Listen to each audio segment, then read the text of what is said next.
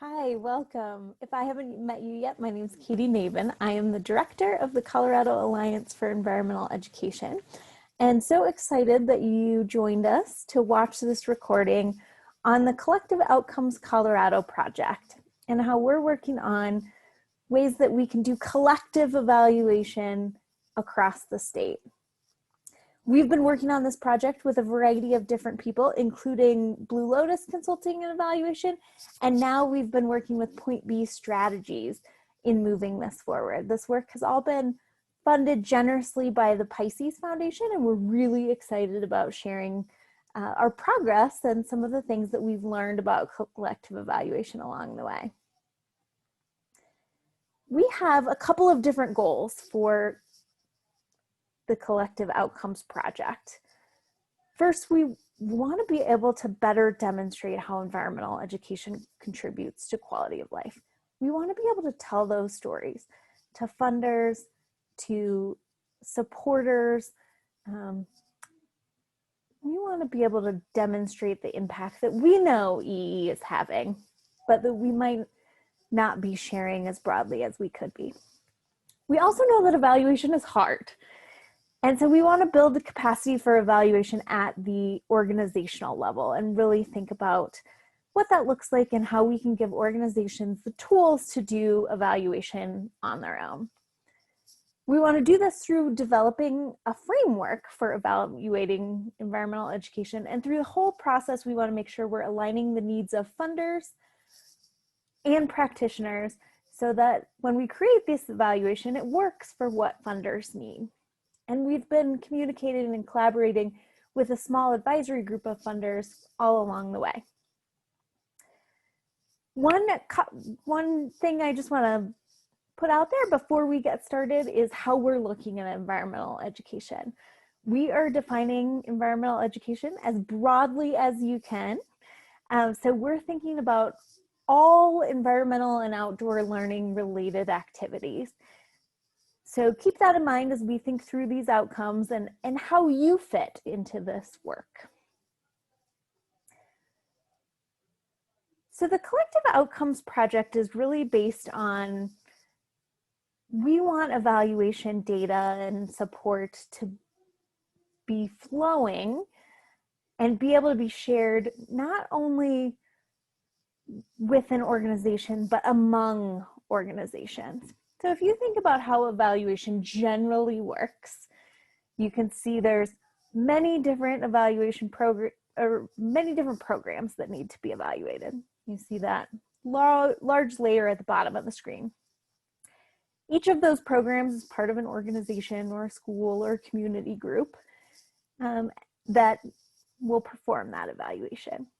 The data that comes out of the evaluation or the learning that happens generally goes to a funder or to a stakeholder of that program.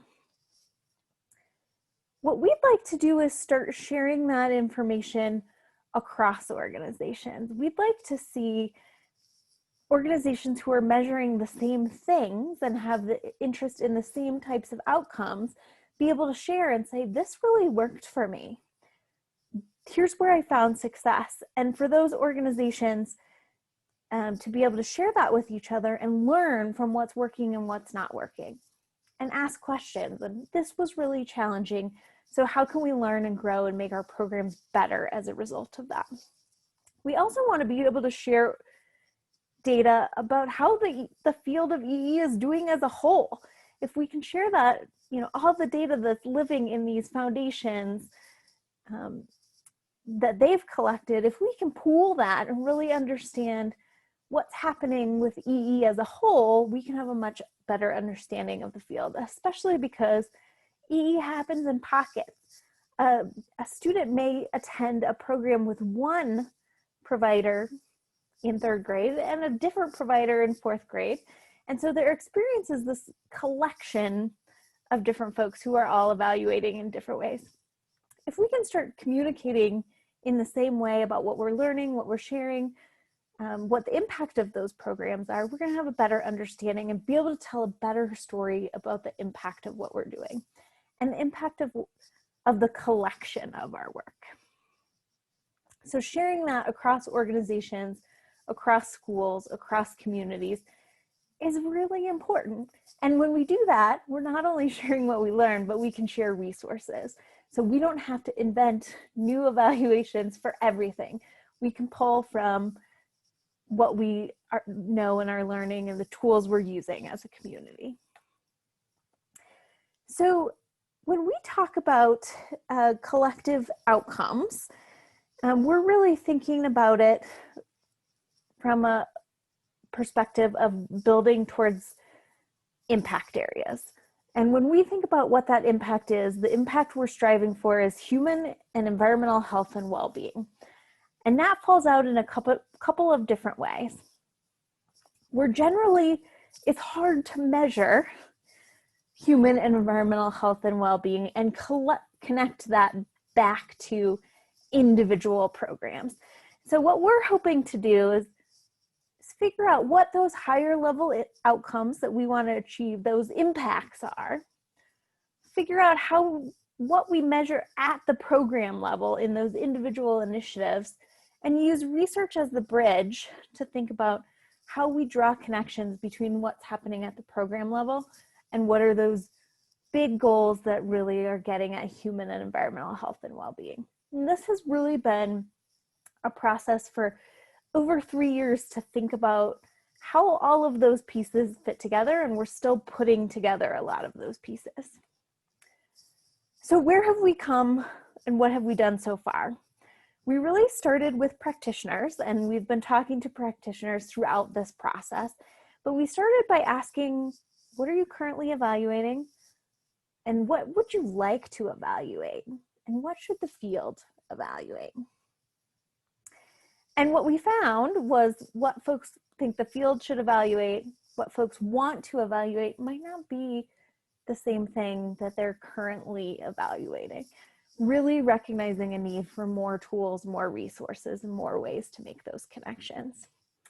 We also pulled together a group of experts, researchers and evaluators in the field, to talk about what are those big level impact areas, those big level impacts that we're all working together to come up with, and really used this group of experts who have all been working on evaluation in EE to really think through that process. And then, as I mentioned, we've been meeting with a small handful of funders to really say, does this make sense to you? If you got this in a grant report, is it something you would like to see? What do you think about this? What do you want to know? So 5 big impact areas emerged. Those impact areas are conservation, education, health and wellness, social justice, and positive youth development. And so we took those 5 big impact areas, and granted, environmental education isn't the only strategy that's being used to support those big impact areas. If you think about conservation, there are many strategies, many approaches, many things that different organizations, different stakeholders are doing to influence conservation. So environmental education alone isn't responsible for conservation or any of these impact areas, but we believe that it contributes to those impact areas. So we broke those down and said, what are we're calling them leverage points that really run across each of those. What are things that we might see, whether we're looking at conservation impacts, health impacts, social justice impacts, etc. And you'll see those in the center of this diagram. Academic participation is a part of each of these. Connection to nature is something that we obviously measure and are looking at for each of these. Health of the physical environment, community and civic engagement, DEI and cultural relevancy, well-being, and workforce development were things that we saw over and over again and really were reoccurring across all of these impact areas. So we wanted to break this down and really think about what are the intersections between each of these things to come up with what are our outcomes? What do we want to see collectively as a field when we pull folks together? How do we break these down and come up with what does the Colorado community want to measure and evaluate? And so what we did is we looked at each one of these in a grid and said, how does conservation intersect with academic participation? How does health intersect with access to nature?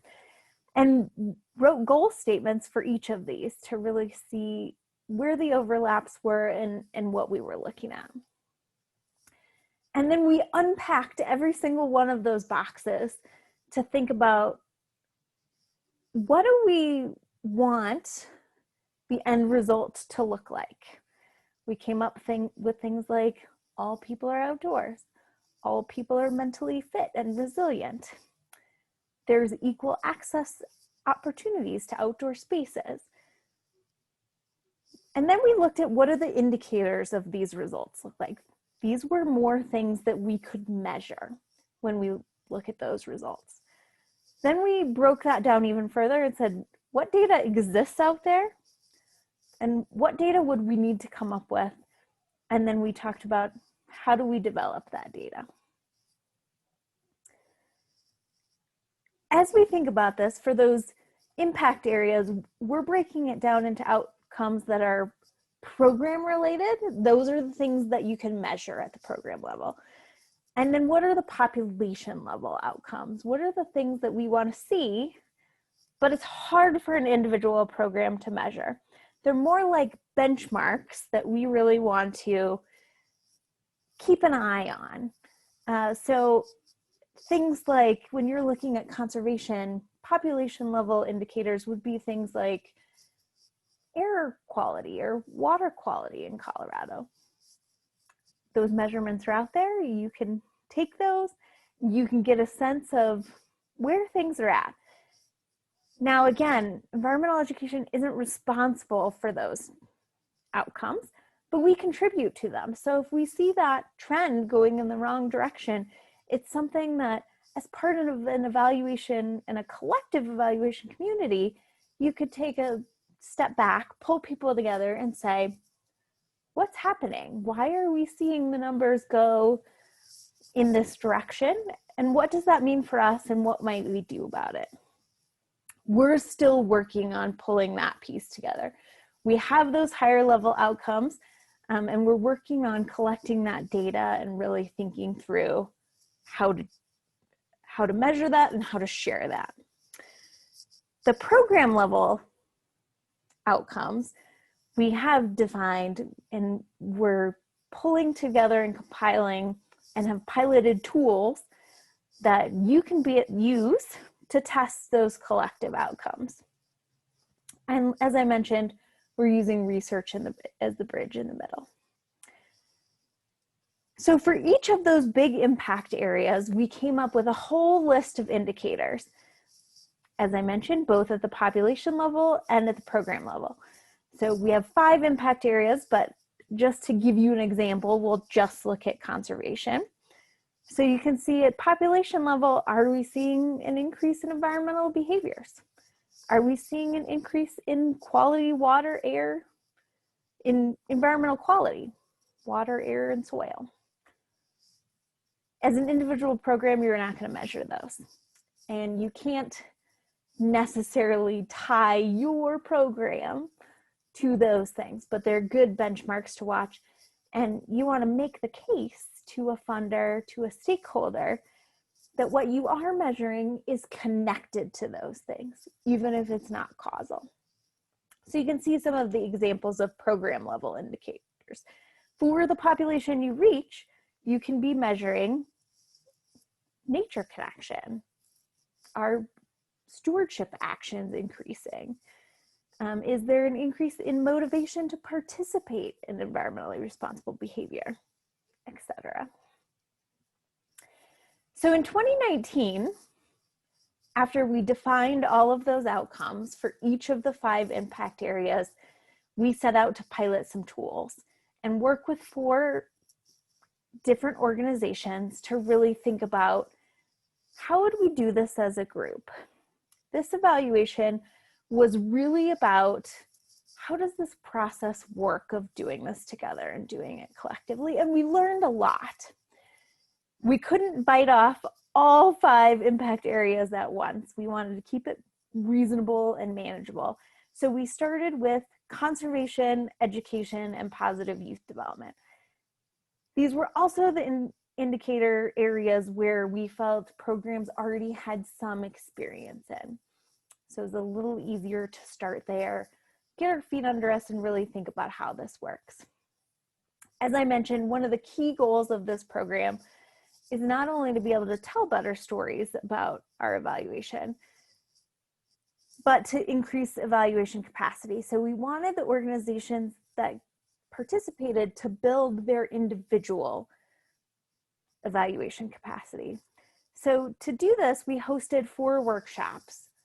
Organizations brought a team. They participated in a workshop around evaluation planning, around tools and data collection, around analyzing data, and then finally around how to communicate results. We learned a ton about how this works. And I think one of the key takeaways was that evaluation planning is really, really important. We need to align the work of this collective evaluation with the work you're already doing in evaluation. How does this all fit together? How do you meet the needs of all the different pieces? And so really thinking through what tools you might use out of the collective outcomes toolbox, or even pieces of tools you might need to measure something else. You've promised a funder that doesn't fit into this framework. So how do we put these pieces together and make this something that is workable and manageable for you? So we're continuing to work and tweak and make that piece easier for organizations, because we know we need to make this manageable in order for it to work for organizations to use it. So we learned a ton in the pilot. We had 2 different evaluation questions. One was about impact that you see at the bottom of the screen. And that was what we asked the organizations to evaluate. They were using the tools to collect this data. But this wasn't the most important information for us at this stage. At this stage, we really wanted to know about the process. And we were evaluating, how do these workshops work? What is the value of organizations meeting together, talking together, sharing what they do? And that's the piece that we found that was the most important, more than the tools, more than the actual collection of data. Folks learned a ton by talking to each other. So we're really thinking about what that means and what that looks like. We used a couple of different tools in the pilot and have continued to refine these. One tool we used is EE21. And that tool measures quite a few conservation outcomes indicators and indicators from the education impact area. We also created an abbreviated positive youth development scale with support from a couple researchers, Lincoln and Bowers, that helped us put that together so that we could really look at positive youth development. We also used focus groups and interviews to collect more qualitative data and really experimented with what that might look like and what outcomes we might be able to get from those tools. And then finally, we used photo elicitation to collect data and think about some more observational, more outside the box tools that we might use.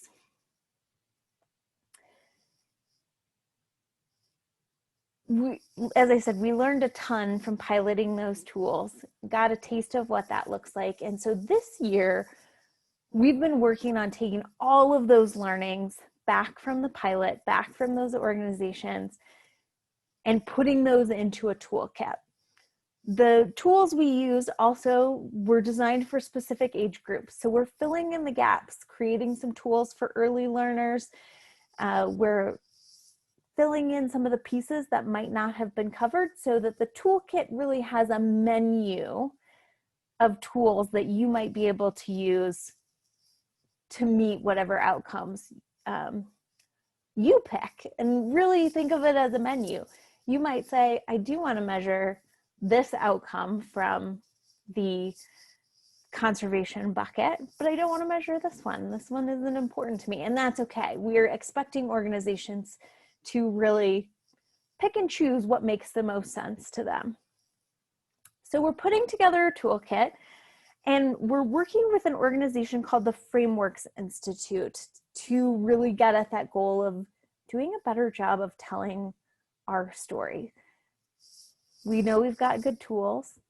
If we can utilize them and figure out the right ways to deploy them, we'll bring back good data, but how do we communicate it?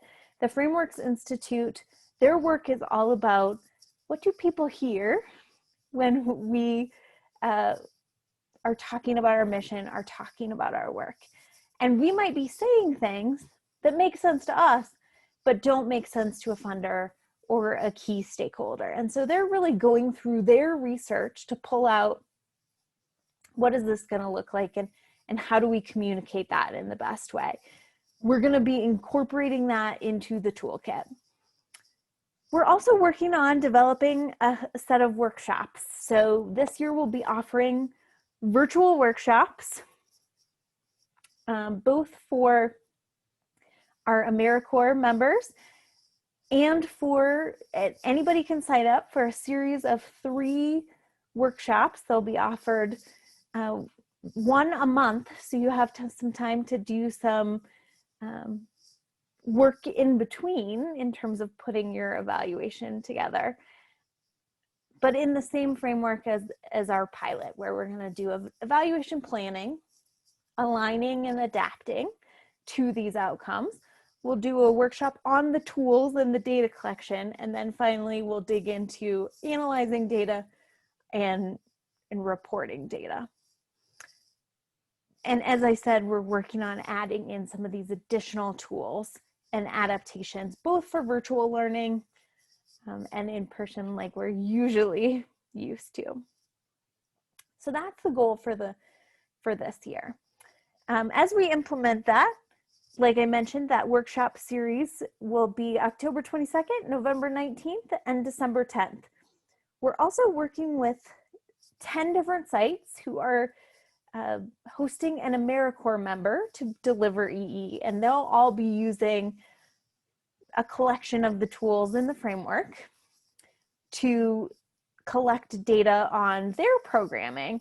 And so we'll be able to do another pilot round of really seeing, what does this look like when we start to roll this data up across organizations, and what kind of story can we tell, both for those individual organizations and collectively.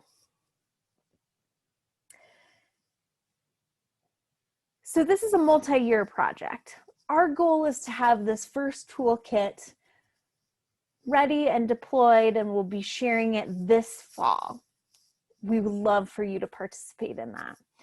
But we're not done yet. As I mentioned earlier, we haven't even started with developing the tools and the resources needed to start measuring outcomes in health and wellness or social justice.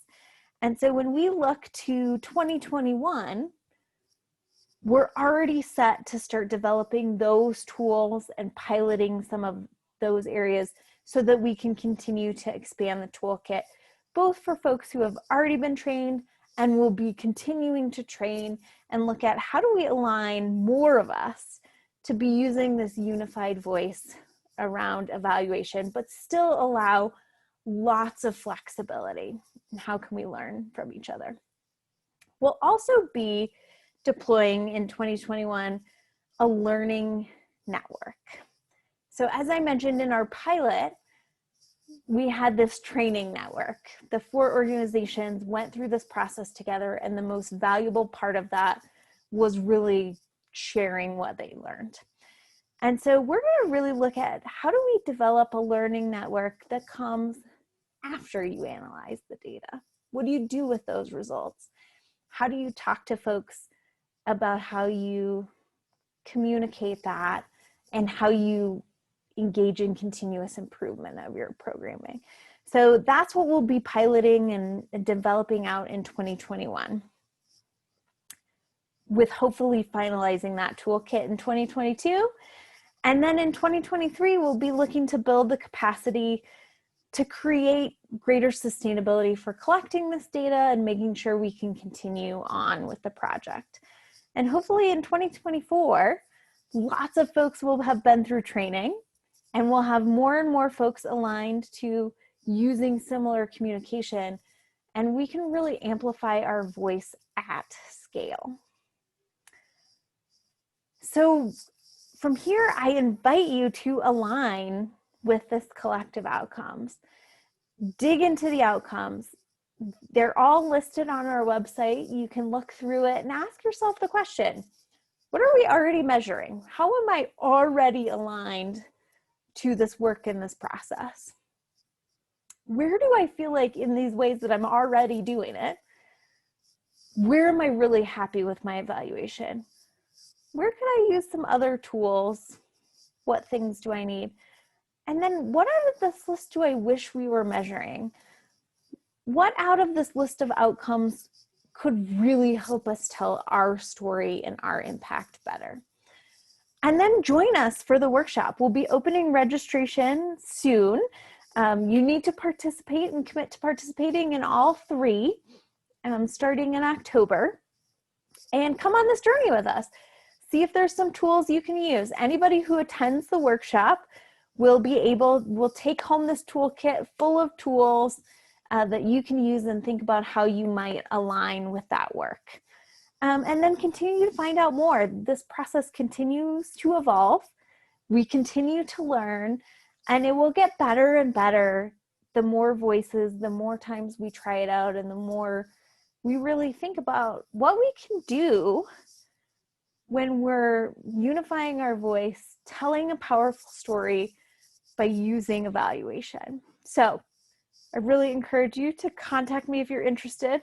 Watch for registration to open for our workshops later this fall, so you can have a chance to explore the toolkit and get some more tools for your organization. Thanks so much for tuning in. I hope you're having a great conference, or had a great conference if you're watching this later, and I look forward to talking with you soon.